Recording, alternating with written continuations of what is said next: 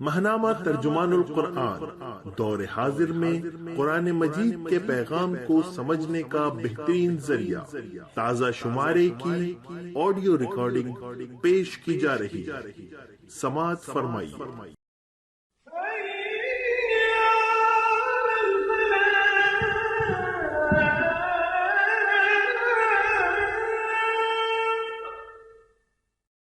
بسم اللہ الرحمن الرحیم۔ اشارات۔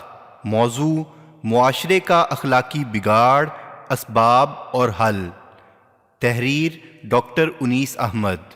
ماہنامہ عالمی ترجمان القرآن، دسمبر 2021۔ ایک صالح معاشرے کی پہچان اس میں بسنے والے افراد کا وہ رویہ اور طرز عمل ہوتا ہے جس میں اعتدال و توازن، انسانی ہمدردی، انسانی حقوق کا احترام اور بالخصوص جان، مال اور عزت و عصمت کا تحفظ پایا جائے۔ اخلاقی بنیادوں پر قائم ہونے والے ایک صالح معاشرے کا ترقی پذیر ہونا ایک عقلی تقاضا ہے، کیونکہ جس معیشت، معاشرت اور قانون و ثقافت کی بنیاد حقوق و فرائض کی ادائیگی پر ہوگی، وہ پسماندہ، مفلس اور اخلاقی برائیوں، دھوکہ، جھوٹ، فریب، چوری، بے حیائی اور فحاشی کا مرکز نہیں ہو سکتا۔ اس میں معروف، بر، خیر، فلاح، حیا، نیکی، ایفائے عہد، معاشی، اخلاقی اور قانونی پیمانوں کا احترام لازمی ہے۔ یہی وجہ ہے کہ مسلمانوں کے سیاسی زوال کے باوجود صدیوں تک مسلم معاشرہ اپنی اخلاقی برتری، ذمہ دارانہ طرز عمل، حیا اور ایمانداری کے لیے مثال بنا رہا۔ اگست 1947 میں سیاسی آزادی کے حصول سے قبل بازار میں اگر کبھی کسی مسلمان گاہک نے ایک ہندو ساہوکار سے کہا کہ فلاں دکان پر اس شے کی قیمت اتنی کم ہے تو اس نے جواب میں صرف ایک ہی بات کہی: میاں آپ کہتے ہیں تو ایسا ہی ہوگا، آپ اسی قیمت پر یہ چیز لے سکتے ہیں۔ گویا مسلمان کی پہچان سچائی اور امانت سے منسلک تھی، جیسا کہ حدیث نبوی صلی اللہ علیہ وسلم سے واضح ہے کہ جس میں امانت نہیں اس میں ایمان نہیں۔ لیکن یہ کتنی بدقسمتی کی بات ہے کہ سیاسی و جغرافیائی آزادی کے حصول کے ساتھ ہی ہم نے اپنے روایتی رویوں اور طرز عمل سے بھی جو ہماری پہچان تھے آزادی حاصل کر لی، اور گزشتہ 2 عشروں میں اس کے زہریلے پھل ہمارے سامنے آنے لگے۔ ملک کے ہر حصے میں بچوں کے ساتھ زیادتی، خواتین کی بے حرمتی، خودکشی اور نشہ آور اشیاء کے کاروبار اور بڑھتے ہوئے استعمال کے ساتھ شیطانی مافیاؤں کا وجود پکار کر ہمارے قومی ضمیر سے مطالبہ کر رہا ہے کہ اس غیر ذمہ دارانہ بلکہ مجرمانہ غفلت کا انفرادی و اجتماعی احتساب کرتے ہوئے ان اسباب کو دور کیا جائے جو ان شرمناک واقعات کے پیچھے کار فرما ہیں۔ گھر اور خاندان۔ ان اسباب میں سب سے اولین چیز والدین کی غفلت اور ذمہ داری سے فرار ہے۔ معاشی دوڑ میں گرفتار شوہر اور بیوی اپنے آپ کو نہ صرف اپنے بچوں بلکہ پورے خاندان، دادا، دادی، چچا، تایا، نانا، ماموں، خالہ و دیگر رشتوں سے پہلے ہی آزاد کر چکے ہیں۔ پھر 2 تنخواہوں کی طلب میں ان کے پاس صبح سے شام تک ملازمت میں مصروفیت کے بعد اتنا وقت نہیں بچتا کہ وہ سکون کے ساتھ موقع اور محل کے لحاظ سے بچوں کے ساتھ بات چیت کر سکیں، یا ان کے ساتھ کچھ وقت چہل قدمی کرتے ہوئے یا انہیں کسی قریبی مسجد تک لے جاتے ہوئے یہ پوچھ سکیں کہ انہوں نے اپنے اسکول یا کالج میں دن کیسے گزارا، دوستوں سے کیا بات چیت کی، کلاس میں ان کا درجہ اولین 5 طلبہ میں ہے یا وہ سب سے آخری درجے پر ہیں۔ بچوں کی تربیت اور ان کی فکر اور اخلاق و معاملات کی اصلاح میں والدین کا کردار بڑی تیزی سے ختم ہوتا جا رہا ہے۔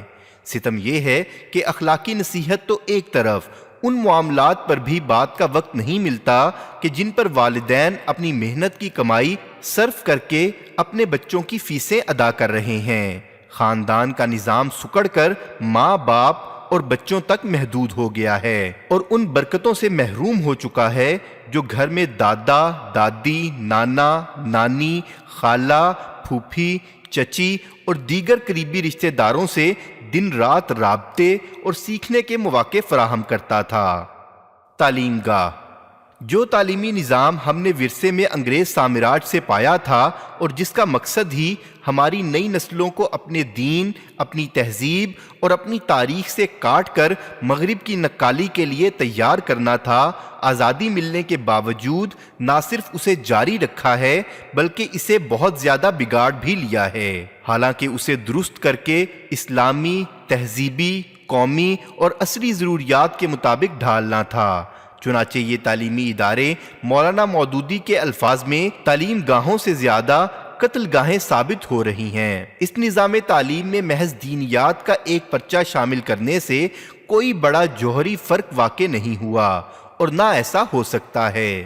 یہ سمجھنا ایک بڑا مغالطہ ہے کہ اگر اسکول کی 12 سالہ تعلیم اور کالج کی 4 سالہ تعلیم میں ہفتہ میں بمشکل 50 منٹ کی ایک کلاس پڑھا دی جائے جس میں روایتی طور پر چند مختصر صورتیں اور عقیدے کی تعلیم شامل ہو، تو اس طرح طالب علم اسلام کی منشا اور مرضی کو سمجھ جائے گا اور اس میں نظریہ پاکستان سے محبت بھی پیدا ہو جائے گی اور ملک و قوم کی تعمیر و ترقی کا بے لوث جذبہ بھی اس کے دل و دماغ میں موجزن ہو جائے گا۔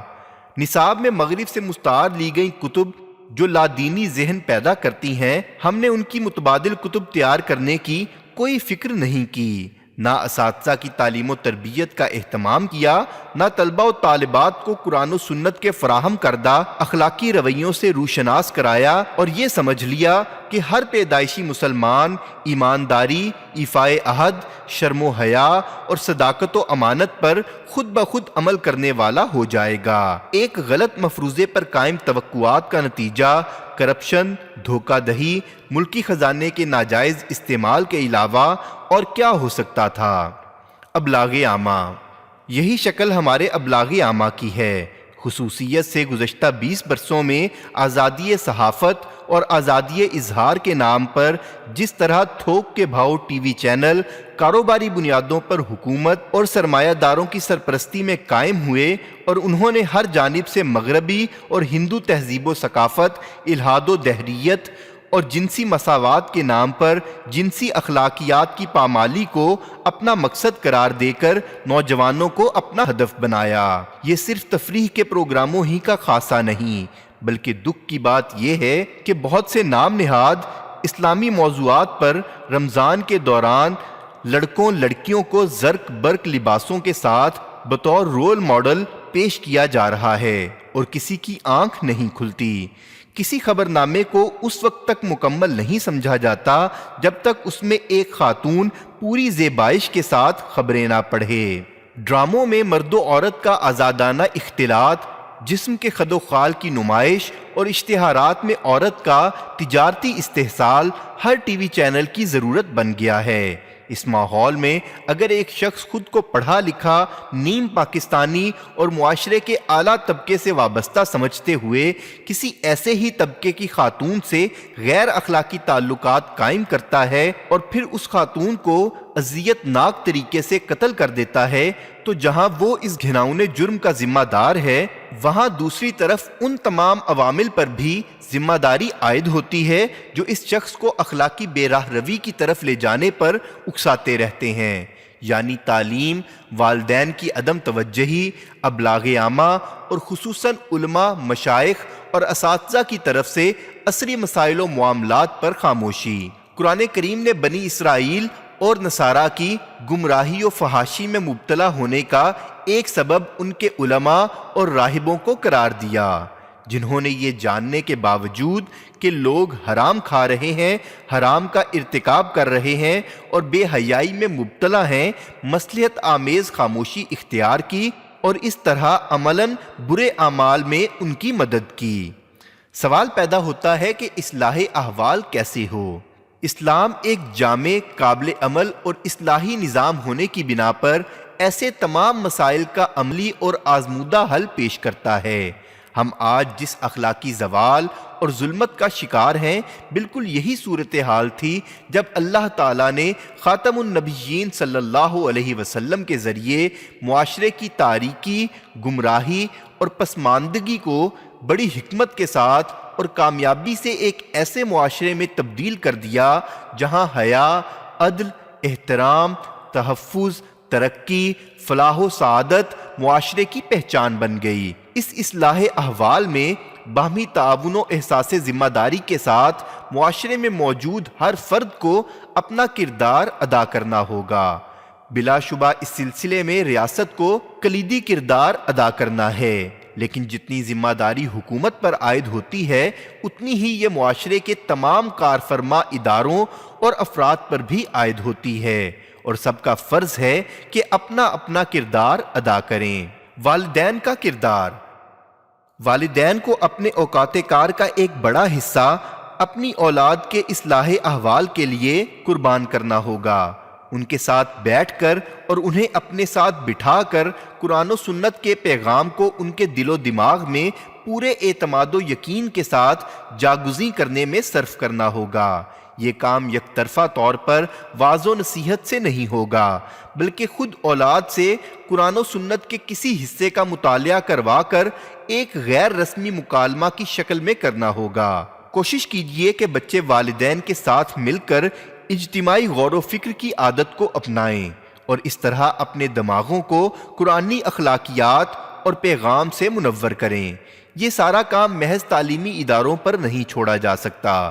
بلا شبہ تعلیمی اداروں کا بھی ایک اہم کردار ہے، لیکن آج ستم یہ ہے کہ بیشتر تعلیمی اداروں نے تعلیم کو بطور تجارت اختیار کیا ہوا ہے۔ ان کے سامنے سیرت و کردار کی تعمیر اور نظریہ پاکستان سے وفاداری کا حصول محض ہدف اور ترجیح موجود ہی نہیں ہے۔ اس وجہ سے والدین کی ذمہ داری اور بھی بڑھ جاتی ہے۔ تعلیمی اصلاح۔ حکومت وقت جو بھی ہو، اس کو اپنی دستوری ذمہ داری ادا کرنا ہوگی کہ وہ اس ملک کی آبادی کو قرآن و سنت سے آگاہ کرنے کے لیے یکساں نظام تعلیم کے تحت مجموعی نصاب میں اسلامی اخلاقی تعلیمات کو درسی مضامین کا حصہ بنائے اور ہر طالب علم کو اس سے قطع نظر کہ اس کا مذہب و مسلک کیا ہے یکساں نصاب سے گزارے۔ دنیا کے تمام نام نہاد ترقی یافتہ یا ترقی پذیر ممالک میں مسلک کے اختلاف کے باوجود یکساں نظام تعلیم پر عمل کیا جاتا ہے اور اس میں کہیں بھی کسی انسانی حق کی خلاف ورزی نہیں ہوتی۔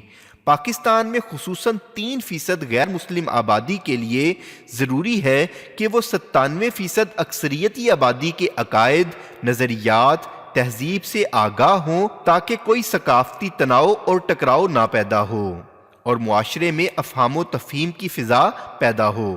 اس سلسلے میں اقلیتوں کی قیادت سے افہام و تفہیم کے ذریعے مناسب انتظام کیا جا سکتا ہے۔ یہ بات واضح ہونی چاہیے کہ دیگر مذاہب کے حامل ہم وطنوں کے لیے اکثریت کے عقائد سے واقفیت حاصل کرنے کا مطلب ان پر عقائد تھوپنا ہرگز نہیں ہے۔ جہاں تک معاشرے کی اخلاقیات کا تعلق ہے، اس باب میں انسانی طرز عمل کی اصلاح کے لیے جو تعلیمات قرآن و سنت نے دی ہیں وہ عالمگیر ہیں اور ان پر ایک غیر مسلم کا عمل کرنا اتنا ہی مطلوب ہے جتنا ایک مسلمان کا۔ کیا کوئی صاحب عقل یہ چاہے گا کہ ایک مسلمان سے تو یہ مطالبہ ہو اور اسے تدریس و تربیت کے ذریعے یہ سکھایا جائے کہ وہ جھوٹ نہیں بولے گا، چوری نہیں کرے گا، قتل و غارت نہیں کرے گا، شرم و حیا کے ساتھ رہے گا، ہمسائے کے حقوق ادا کرے گا، خواتین، معمر افراد اور بچوں کے حقوق ادا کرے گا، لیکن دوسری طرف غیر مسلم کو ان تعلیمات سے بے بہرا رکھا جائے اور وہ پاکستان کے شہری کی حیثیت سے جو چاہے رویہ اختیار کرے۔ ابلاغ اور نقار خانے کی آواز۔ آج سوشل میڈیا نے جو ابلاغی مقام حاصل کر لیا ہے اس میں روایتی صحافت بہت پیچھے رہ گئی ہے۔ اس بات کی ضرورت ہے کہ سوشل میڈیا کو تعمیری کام کے لیے استعمال کیا جائے اور سنسنی خیز اطلاعات یا لطیفے اور افراد پر تیشہ زنی کی جگہ گھریلو امن، حیا، پاکیزگی، رشتوں کے احترام کی بحالی اور معاشرے سے فحاشی اور عریانی کو ختم کرنے کے لیے تدابیر کی جائیں اور اس سلسلے میں جہاد اور اجتہاد کے طریقوں سے کام لیا جائے۔ یہ کم خرچ بالا نشین حکمت عملی تحریک اسلامی سے وابستہ نوجوانوں کے ذریعے ملک گیر مہم بن سکتی ہے اور عوام و خاص کو آج اخلاقی مسائل کی اصلاح کی طرف متوجہ کر سکتی ہے۔ اصلاح احوال کے لیے علماء و مشائخ کا کردار بھی اہمیت رکھتا ہے۔ مسجد وہ اہم مقام ہے جہاں سے ہر جمعے کو اگر سنجیدہ تعمیری پیغام دیا جائے تو عام مسلمان جو بنیادی طور پر آج بھی دین کو اہمیت دیتا ہے، فحاشی و بے حیائی اور سماجی و معاشی استحصال کے خلاف جہاد میں شامل ہونے پر آمادہ ہوگا۔ قانون اور ریاست۔ قانونی ذرائع ہر معاشرے میں اہمیت رکھتے ہیں، لیکن جب تک قانون کا نفاذ جیسا اس کا حق ہے نہ کیا جائے تو محض قانون کا بنانا ایک کاغذی عمل سے زیادہ وقت نہیں رکھتا ہے۔ اسلامی نظریاتی کونسل نے قانون سازی کے سلسلے میں سال ہا سال سے جو قیمتی تجاویز دی ہیں، افسوس ہے کہ تمام حکومتوں اور ملک کی پارلیمنٹ نے انہیں نظر انداز کیا ہے۔ اس امر کی ضرورت ہے کہ اسلامی نظریاتی کونسل کی تجاویز کی روشنی میں حکومت قانون سازی کرے، پھر قوانین کے نفاذ کے لیے قانون نافذ کرنے والے تمام ادارے بشمول انتظامیہ، عدلیہ اور پولیس اپنا اپنا مؤثر کردار ادا کریں، سیاسی قیادت بھی ساتھ دے اور عوامی دباؤ بھی ڈالا جائے۔ تحریک اسلامی کا کردار۔ دعوت و اصلاح کا بنیادی مقصد معروف اور بھلائی کا قیام اور منکر، فواحش، باطل اور فساد سے معاشرے کو پاک کرنا ہے۔ معاشرتی مفاسد سے نجات کے لیے مثبت حکمت عملی کی ضرورت ہے، ایک ایسی حکمت عملی جس کے نتیجے میں معاشرے میں خاندان کے تحفظ اور خصوصاً خواتین اور بچوں کی جان اور عزت کے تحفظ کے معاملات کو اسلامی فکر اور روح کے مطابق بہتر بنایا جا سکے۔ ایسی دعوتی سرگرمیوں کا انعقاد کرنے کی ضرورت ہے جن میں خاندانوں کو شریک کروایا جائے۔ اسلامی تعلیمات کو ملحوظ رکھتے ہوئے عورتوں اور بچوں کے لیے اجتماعی سرگرمیوں کا اہتمام بھی ضروری ہے۔ نیز خاندانی نظام کی مضبوطی کے لیے خصوصی جدوجہد مطلوب ہے۔ اس سلسلے میں ہر سطح پر گفتگو، مذاکروں، تقاریر اور عمومی تعلیم کا بھی اہتمام ہونا چاہیے۔ عوامی شعور کی بیداری میں مسجد کا ادارہ انتہائی کلیدی اور اہم کردار ادا کر سکتا ہے۔ مساجد اور خطبہ سے رابطہ کاری کا مؤثر نظام وضع کرنے کی ضرورت ہے، جس کے ذریعے انہیں مسلکی اختلافات سے بالاتر ہو کر معاشرے کو درپیش اہم مسائل مثلاً خاندانی نظام کا تحفظ، بزرگوں کا احترام، معاشرتی رواداری، عریانی و فحاشی کے خلاف رائے عامہ کی بیداری، بچوں کی تربیت، گھر کے ماحول کو اسلامی رنگ میں رنگنے کی ضرورت و اہمیت اور اس جیسے بیسیوں اہم مسائل پر اسلامی تعلیمات کو عام کرنے کے لیے کردار ادا کرنے کی طرف متوجہ کیا جا سکتا ہے۔ تحریکی فکر کے حامل تعلیمی اداروں کو مرکز بناتے ہوئے کئی اقدامات کیے جا سکتے ہیں۔ مثال کے طور پر ان اداروں کی معاونت سے طلباء و طالبات کے والدین کو تعلیمی اداروں میں مدعو کیا جائے، ان کو خاندانی نظام کے استحکام اور معاشی مشکلات سے نجات کے لیے اسلام کے مطابق سادہ زندگی گزارنے کی ضرورت و اہمیت بتائی جائے، اور بچوں کی تربیت اور نفسیاتی و خانگی مسائل سے عہدہ برآ ہونے کے لیے اسلام کی تعلیمات پر عمل پیرا ہونے کی برکات سے آگاہ کیا جائے۔ اگر مستقل طور پر یہ عمل جاری رکھا جائے تو اس سے تحریک کی دعوت کو بھی فروغ ملے گا۔ سوشل میڈیا کے ساتھ اردو اور انگریزی اخبارات میں مضامین، خطوط اور کالم لکھے جائیں اور انہیں صوبائی اور مرکزی پارلیمانوں میں پہنچایا جائے۔ ہم خیال صحافیوں، وکلاء اور اساتذہ کی طرف سے ملک گیر پیمانے پر دستخطی مہم چلائی جائے، اور اس طرح جو لوگ دستخط کریں ان کے ای میل، سوشل میڈیا رابطہ ایڈریس حاصل کیے جائیں تاکہ مہم کے نتائج سے انہیں آگاہ کیا جائے اور مستقل بنیادوں پر ان سے آئندہ بھی دعوتی رابطہ کاری ہوتی رہے۔ بڑے اجتماعات کی جگہ چھوٹے اجتماعات جن پر خرچ بھی کم ہوگا منعقد کیے جائیں، اور خصوصاً مساجد اور اسکولوں کو اس مقصد کے لیے بنیاد بنایا جائے۔ ان تمام اقدامات کے ساتھ حکومت اور میڈیا کو فساد اور انتشار کے اس چیلنج کے مقابلے اور اسلامی اقدار کے فروغ کے لیے مؤثر کردار ادا کرنا ہوگا۔ دراصل یہ ہم سب کی انفرادی اور اجتماعی ذمہ داری ہے، اور دنیا اور آخرت دونوں میں اس کی جواب دہی کی فکر کرنی چاہیے۔ ہم اپنی گزارشات کا اختتام حضرت صلی اللہ علیہ وسلم کے 2 زرعی ارشادات پر کرنا چاہتے ہیں، جن کے مخاطب مساوی طور پر حکمران اور عامۃ المسلمین ہیں۔ حضرت تمیم داری رضی اللہ تعالی عنہ کی روایت ہے کہ نبی اکرم صلی اللہ علیہ وسلم نے فرمایا الدین النصیحہ، اور یہ ارشاد 3 بار فرمایا۔ ہم نے پوچھا لمن، تو آپ صلی اللہ علیہ وسلم نے ارشاد فرمایا دین سراپا نصیحت اور خیر خواہی ہے، اللہ کے لیے، اللہ کی کتاب کے لیے، اس کے رسول صلی اللہ علیہ وسلم کے لیے، مسلمانوں کی قیادت کے لیے اور عام مسلمانوں کے لیے۔ عربی میں نصیحہ سے صرف خیر خواہی ہی مراد نہیں، بلکہ صحیح بنیادوں پر تعلق استوار کرنا اور اس کے تقاضوں کو پورا کرنا بھی اس میں شامل ہے۔ اللہ، اس کی کتاب اور اس کے رسول صلی اللہ علیہ وسلم سے خیر خواہی کے معنی ان پر حقیقی ایمان، ان سے گہرا تعلق اور اس ایمان اور تعلق کے تقاضوں کی صحیح ادائیگی ہے۔ یہ ہر فرد کے لیے لازم ہے جو اسلام کا دعوے دار ہے۔ سب سے بنیادی چیز اللہ کی ہدایت اور حضور صلی اللہ علیہ وسلم کے اسوہ کی روشنی میں خود سادہ زندگی گزارنا اور معاشرے اور زندگی کے پورے نظام کی اس کے مطابق تشکیل کو اپنی زندگی کا مقصد اور سعی و جہد کا محور بنانا ہے۔ قیادت سے خیر خواہی جہاں حق بات ان تک پہنچانے، صحیح مشورہ دینے، معروف میں اطاعت کرنے پر مشتمل ہے، وہیں اصلاح احوال کے لیے ان میں غلطی اور ناروا رویے پر تنقید و احتساب بھی اس کا اہم حصہ ہے، اور عامۃ الناس کے لیے خیر خواہی امر بالمعروف اور نہی عن المنکر سے عبارت ہے، تاکہ معاشرہ اسلام کی برکتوں سے مالا مال ہو سکے۔ حضور اکرم صلی اللہ علیہ وسلم کا دوسرا ارشاد دنیا اور آخرت میں ہر شخص کے لیے اس کی ذمہ داری کے بارے میں جواب دہی کا اصول مقرر فرماتا ہے۔ اسلامی معاشرے کی نمایاں خصوصیت صحت مند احتساب، قانون کی حکمرانی، بے لاگ انصاف، خیر کی حوصلہ افزائی اور شر کی سرکوبی ہے۔ اسے حضور اکرم صلی اللہ علیہ وسلم نے بڑی جامعیت کے ساتھ اپنے اس ارشاد میں امت کے لیے مشعل راہ بنایا ہے۔ رسول اللہ صلی اللہ علیہ وسلم نے فرمایا سنو کہ تم میں سے ہر شخص چرواہا ہے، اور تم میں سے ہر ایک شخص سے اپنی رعیت کے بارے میں باز پرس ہوگی۔ وہ امام جو لوگوں پر نگران ہے اس سے رعیت کے متعلق باز پرس ہوگی، اور مرد اپنے گھر والوں کا نگران ہے، اس سے اس کی رعیت کے متعلق پوچھا جائے گا۔